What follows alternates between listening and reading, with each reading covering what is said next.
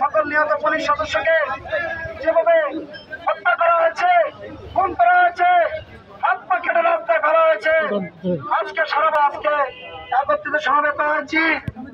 আমাদের বাংলাদেশ পুলিশ 1971 সালের 25শে March কালরাত্রিতে Bangladesh police প্রথম যুদ্ধে ঝাঁপিয়ে পড়ে।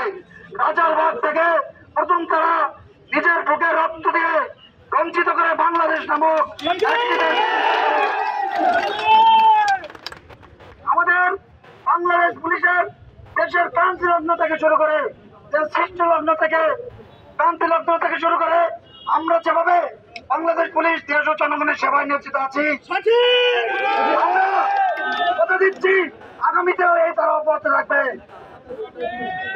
আমরা বাংলাদেশ পুলিশের সংস্কারমূলক 11 দফা দাবি নিয়ে এখানে হাজির হয়েছি। আমরা প্রথমে 1 মিনিট তাদের শহীদদের প্রতি স্মরণে 1 মিনিট নীরবতা পালন করবো। 1 মিনিট নীরবতা।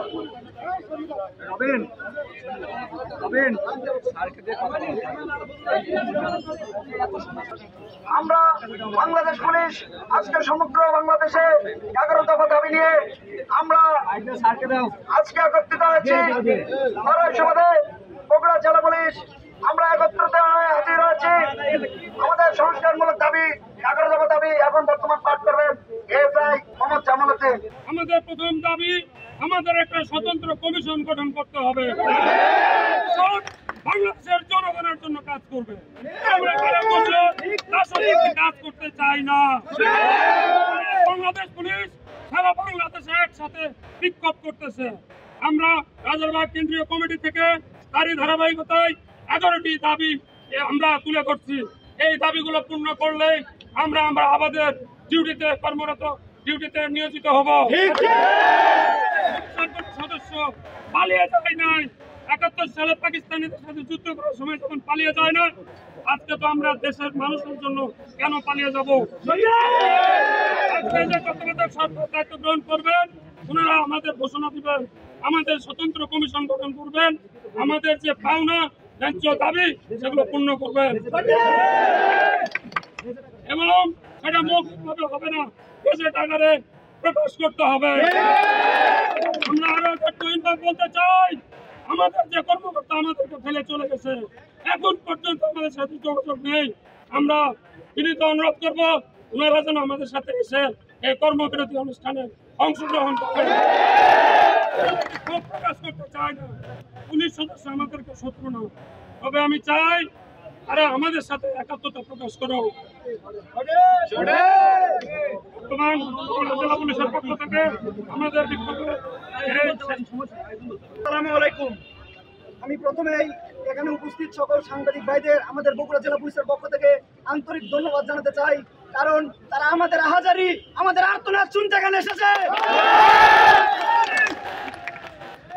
আমি আমাদের এই সাংবাদিক ভাইদের মাধ্যমে বাংলাদেশের তত্ত্বাবধায়ক সরকারের প্রধান উপদেষ্টা জনাব মোহাম্মদ ইউনূস স্যারকে জানাতে চাই এবং স্যারকে অবগত করতে চাই, বাংলাদেশ পুলিশ কোন সরকারের পেটুয়া বাহিনী হিসেবে কাজ করবে না।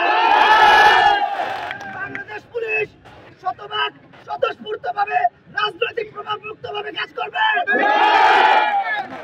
আজ যদি আমাদের এই দাবিগুলো পূরণ না হয়, তাহলে বাংলাদেশ পুলিশ আবারও সেই পেটুয়া বাহিনী হিসেবে পরিচিত পাবে। এই বাহিনীর সংস্কার যদি না হয়, তাহলে তারা কখনোই জনগণের আস্থা জায়গা করে নিতে পারবে না। আমরা বাংলাদেশ সরকারের যে প্রধান উপদেষ্টা জনাব মোহাম্মদ ইউনূস স্যারকে আমরা অবগত করতে চাই, স্যার আমাদের দফাগুলো শুনে আমাদের দাবিগুলো একদম পূরণ করে দিক। আমি এখন আমাদের দাবিগুলো দাবি নাম্বার 1, স্বাধীন কমিশন গঠন, পুলিশ বাহিনীকে সংস্কার করে দলীয় প্রভাবমুক্ত জনগণের কল্যাণে নিয়োজিত করতে হবে। আমরা যে রঙের ইউনিফর্ম পরিধান করে কলঙ্কিত হলাম, সেই পোশাকের রং পরিবর্তন করে কনস্টেবল থেকে আইজিপি পর্যন্ত একই ড্রেস কোড হতে হবে। আমাদের সকল পুলিশ সদস্য ও তার পরিবারের নিরাপত্তা নিশ্চিত করতে হবে। এর সাথে যে সকল সিনিয়র অফিসাররা ক্ষমতালোভী দালাল পুলিশ অফিসারদের কারণে আমাদের শত শত পুলিশ সদস্য ও সাধারণ ছাত্র জনতা মৃত্যুবরণ করেছেন। তাদেরকে গ্রেপ্তার করে অনতিবিলম্বে বাংলাদেশের প্রচলিত আইনে বিচার করতে হবে।